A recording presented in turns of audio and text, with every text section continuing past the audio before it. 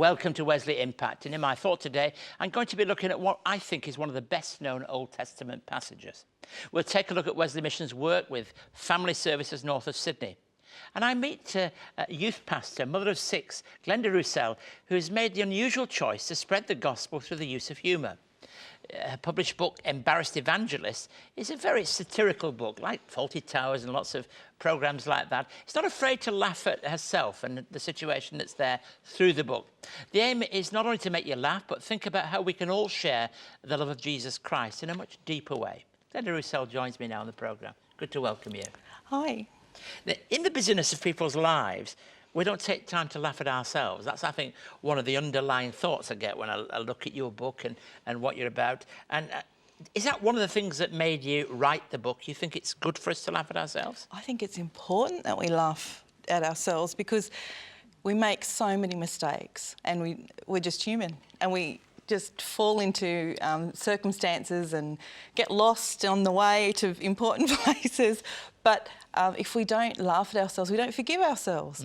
And by laughing at ourselves, it gives us an opportunity to stand up and try again and to enjoy the moment. Because you can either be successful in what you're trying to do, or you can laugh at your mistakes, and it's a win-win. Look, I know Blaine is your home, and this book you've written is set in a small Australian town. Can't help but think there's some similarities here. The main character seems to have all the exaggerated traits of the author. Is that right? Yes, I have to admit that Amber Glass is a lot like me, except for she's thinner and richer. But she's... all the good authors say to write from what you know. So I did dip into my life very heavily. A lot of the stories are mine, but I have to say about half is my mum, because my mum is the funniest woman in the world. She does all these hysterical things and we sit around laughing either in person or on the telephone. And now she's getting to the stage where she rings me up and says, "Oh, Glenda, you've got to put this in your next book." And rings me up and tells me what she's done that day. So yeah, it is definitely me and the people around me, their stories as well. So you're ghostwriting for her, really? Oh, partly, yes. The main character in the book moves from what we might call working for God to a place of grace. Now, this is a very serious point that you're trying to make, isn't it? Yes, yeah. Amber Glass starts out by, she loves God so much that she wants to share her faith desperately. So she tries under her own strength, and she does everything that other people are doing and trying everything to try and do the right thing, which, you know, I don't think there's anything wrong with trying lots of different things to serve God and finding out where your area is. But eventually she relaxes into who she is. She just concentrates on developing her relationship with God through prayer and Bible reading. And she discovers that with her natural talent for loving people, that people are just drawn to her message and her life, and she leads someone to Jesus just through being herself. God's grace. That's a great message, and it's one that I think all of us could learn in some way. Once we stop trying and start trusting, once we stop all the energy and let God's empowerment come into our life, that's a really great thing, isn't it? Definitely, definitely. It's something that I have to remind myself, because I love to serve, but I have to remind myself that I've just got to relax and be who I am, and God will take care of the rest. Glenda, I'll come back in a moment. We're going to pause just for a moment as I introduce today's performer. Singer-songwriter Ann-Maree shares her personal faith, and his sharing faith is so important, letting go of our own agenda and trusting God. Here she is with One Little Step. This is a new day. I've never been here before. This is a new way. Ahead is an open door into a new place, into a mystery, and your love is leading me on. Open my ears so I can hear your voice. Open my heart so you can fill me more. One little step forward is all that you're asking for, and your love is leading me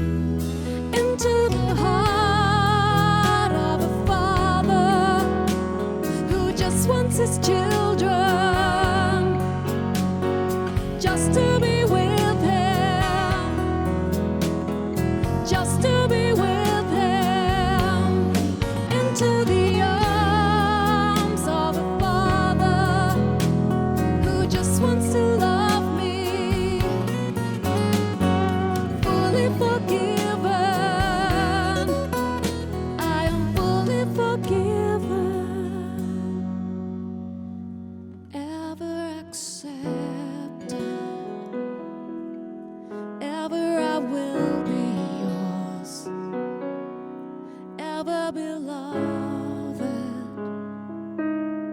ever I will belong. One little step forward is all that you're asking for, and your love is leading me on, and your love is leading me on.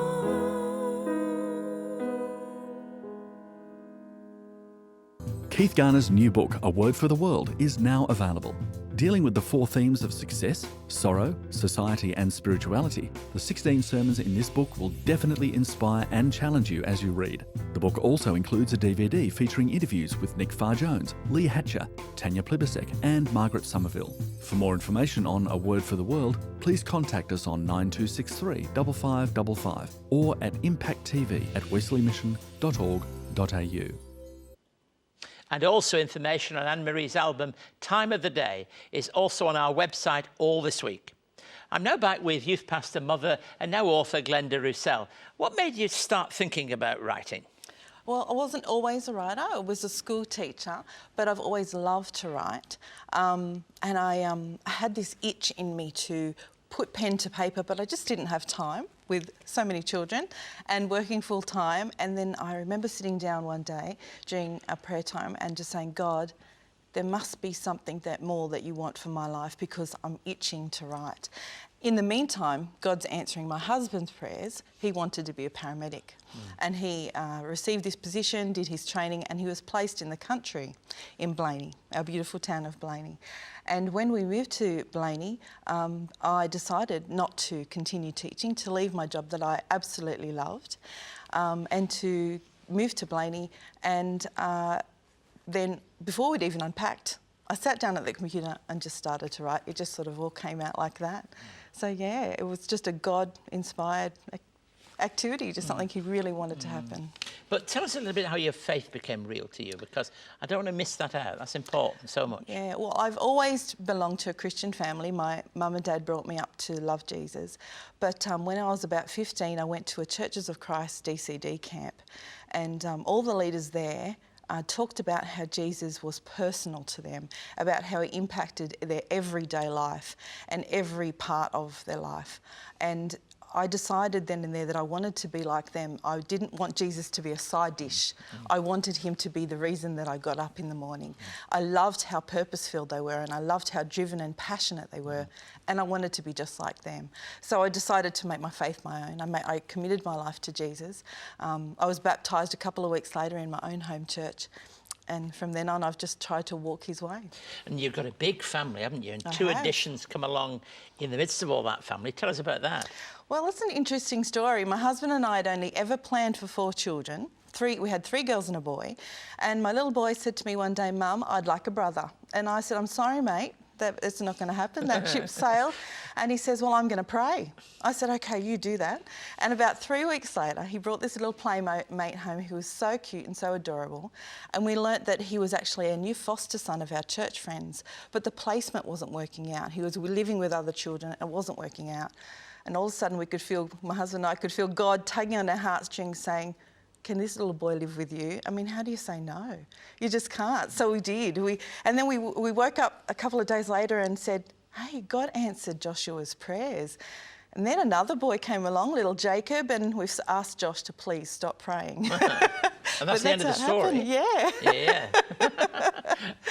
But now you're a youth pastor. You're pulling together that experience that you had of teaching, love for children and young people, but also the desire that comes from wanting to be yourself and engage with others.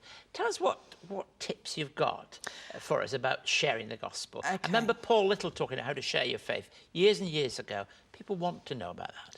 I don't actually have like a formula or something to say this is how you share your faith, but I have learnt from being a youth pastor that today's unsaved people don't just want to hear about the heaven and hell aspect. They're kind of people that live for today. That's important. You have to make that clear, but they want to know, what's Jesus got for me today? And so they, particularly teenagers, want to hear about how living a life with God gives you integrity, it gives you strength, it gives you purpose in your life. They want to hear about those kind of things.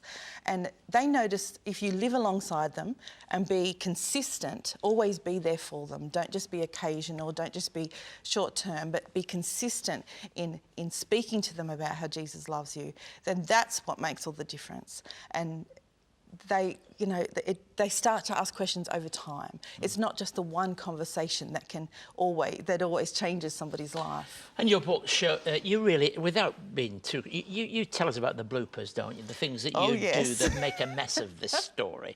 I mean, I think maybe if you're sharing your faith, you have to be bold enough to know that sometimes it may not go as well as you like. That's right. It doesn't always go as well as you like, and you will make mistakes. But the funny thing is that God fills the gaps. God's grace just makes everything good, and he lets happen exactly what he wants to happen. What about plans for the future? Do you know what? I have made plans, and God's taken me in completely the opposite direction. So all I want to do is to love Jesus and serve him as faithfully as I possibly can. And if he lets me, write another book. That'd be great. Well, thank you for coming on the programme, and thank you for letting us have an insight into your life and your large but wonderful family and all that it means to you. And we do wish you well, and pray that you'll continue to engage with ordinary people. I hope so. About this big issue of sharing the faith. And as you travel back to Blaney, that lovely place, God bless you. Thanks for being with us. We're going to be back in just a few moments. It's been 200 years since the first Methodists met in Australia. To celebrate 2 centuries of faith and pioneering care, CEO and presenter Reverend Dr. Keith Garner takes us back to where it all began. But we don't begin here at the heart of London. We begin in a town in the north of England. In this fascinating narrative, Reverend Garner chronicles the history of the life and times of the founder of Methodism, John Wesley. This fresh and thought-provoking documentary takes us on a journey throughout the United Kingdom, beginning in John Wesley's hometown of Epworth. John Wesley was born here on the 17th of June, 1703. This 1-hour DVD travels onto his education years and beginnings of social justice in Oxford, to his final years in London. For more information on John Wesley, the man and his mission, call 02 9263 5555 or email us at impacttv@wesleymission.org.au. As Glenda has shared, foster care can add a whole new dimension to the word family. At Wesley Mission, we've expanded our services north of Sydney with a new out-of-home care office in Maitland. The network now oversees 230 children and their carers. Let's take a look together. This is such an important day in the life of Wesley Mission and Wesley Dharma in particular, because the opening of this centre here in Maitland marks the rollout of the transition from services that up to this point have been managed very much in New South Wales Government into the non-government sector. So I'm Alison Wooden. I'm a case manager at Maitland, and I've been working with Wesley for 3 months. The family were the first family that came across to me. I've been working with them since September. They're just a wonderful family, very open and welcoming. They took Michael on when he was 4 months old, and they've had him ever since. So he's now heading into year 7, so he's very excited and growing into a lovely young man. When we first got Michael, he was a chubby little boy with red curly hair, and he's just such a blessing. He just completes our family. Because I've got 2 girls, and it's a little boy that we didn't have. He knows who he is, he's very grounded, and he's very bright, very intelligent. He just adds balance to our family, I think. We share a lot of interests, camping and going out in the bush and that. He's an outside boy, he likes riding his motorbike, he likes any sport, so he loves anything outside, doesn't he? So. He loves the dogs, animals and anything like that. I chose Wesley Mission because they were a Christian base, and I felt safe to go to them, and they've been so supportive. They've helped me through things that I didn't think I'd get through, you know. They've just been there for me, and they've just helped us, and they've listened, And what I love is they listen to Michael. We recently had a situation with Michael at school. He wasn't handling the environment that he was in. We were looking at transitioning him anyway to another school because he was in Year 6, transferring to Year 7. So we were looking at doing that with some discussion with both Michelle and Michael and Stephen. We decided that we would actually transition him faster. So the school he's gone into is actually a kindergarten right through to Year 12 school. That was a slow process. We worked with the school, worked with the carers, and Michael is now happy and wants to go to school, and there's no issues, and he's making friends, which is a big thing. And yeah, he just really loves this new school. Wesley Mission's been a godsend. She's been really, really special in our lives, you know. She's very supportive in everything, and I can talk to her about anything, and I know that she's open and honest with me, and that's what I like. I just feel they've been so helpful and supportive, and I think it'll be a good blend, good relationship down the track.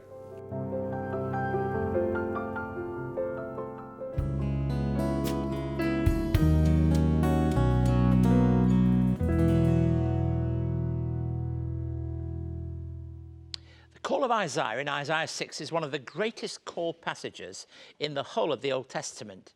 I want to read, longer than I normally would, this passage in its totality, because to read it in part wouldn't be to grasp its totality and its meaning. In the year that King Uzziah died, I saw the Lord, high and exalted, seated on a throne, and the train of his robe filled the temple. Above him were seraphim, each with 6 wings. With 2 wings they covered their faces, with 2 they covered their feet, and with 2 they were flying. And they were calling to one another, Holy, holy, holy Lord, Lord God Almighty, the whole earth is full of your glory. And the sound of their voices, the doorposts and the thresholds shook, and the temple was filled with smoke. Woe to me, I cried. I'm ruined, for I'm a man of unclean lips, and I live among a people of unclean lips, and my eyes have seen the King, the Lord Almighty. Then one of the seraphim flew to me with a live coal in his hands, which he'd taken with tongs from the fire. With it he touched my left and said, See, this has touched your lips, and your guilt is taken away, and your sin atoned for. Then I heard the voice of the Lord saying, Whom shall I send? And who will go for us? And I said, Here I am, send me. Now, what can we learn from this particular call? Well, I think a number of things. Firstly, calls come at significant times in our lives. We heard from the interview just a few moments ago that things happen at significant times. The moving of a house, a child coming into a family context. They're all significant moments. The significant time here was the death of a king. But not just any king. King Uzziah had ruled for 52 years. An enormous length of time. That event would certainly stir everyone up. He went along to the temple. Perhaps there was a sense of corporate grief around. But calls are inevitably also part of a vision of God. There in that context, I saw the Lord. So this was not only a special time, being in a special place where you'd hear a special word, but there was a vision. I saw the Lord. Maybe everything contributed to it. I don't know, but I know it was something very, very special. But the call goes on to lead us to a place where we seek to listen to the voice of God. Now, this is important in any call, whether it's in Jeremiah or Isaiah or any other prophet from the Bible, but prophets and Christians trying to live out their lives today. It's very important that we hear that God speaks to us and calls us to something. It's not enough just to be able to look back at our lives and say, well, this happened to me and that happened to me. Most people, as we heard also from Glenda, young people are saying, what about the now? So what does this call mean to me now? Of course, it'll have implications in the future.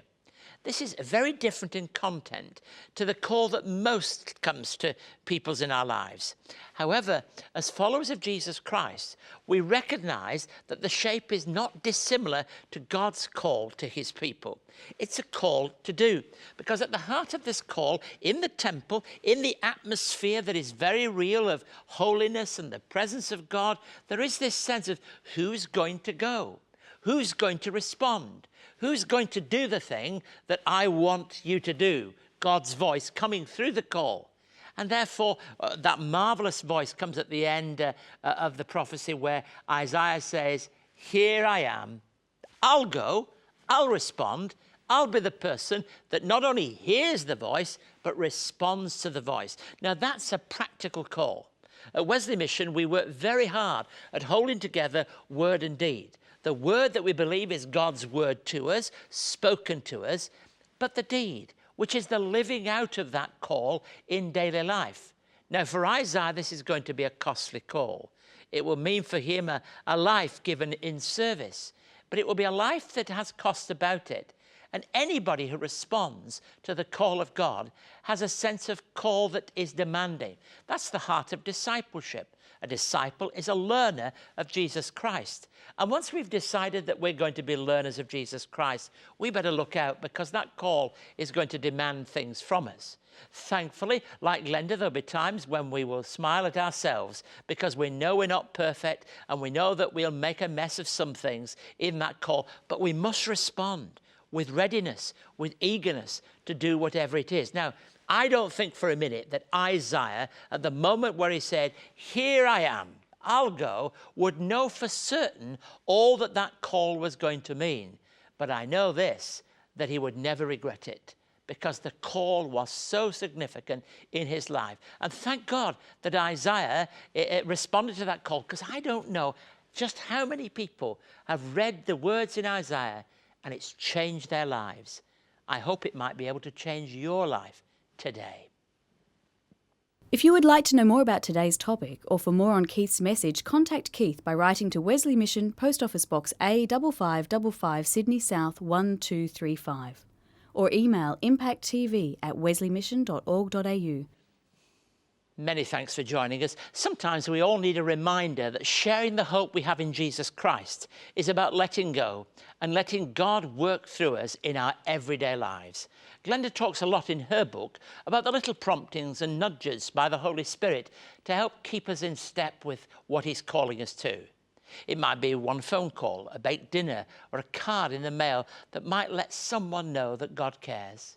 I'm going to leave you today with Deborah Ezzy, a great friend of the show, singing, What Are You Waiting For? Goodbye and God bless you.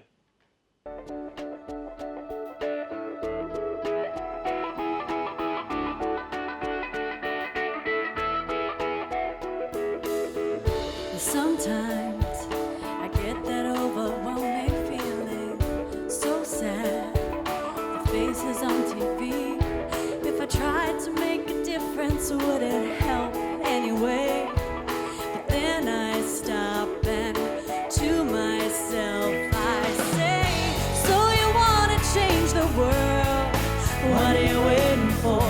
Say you're gonna start right now, what are you waiting for?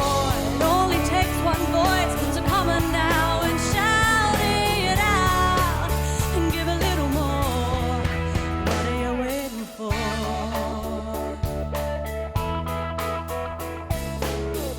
Sometimes I feel a little helpless.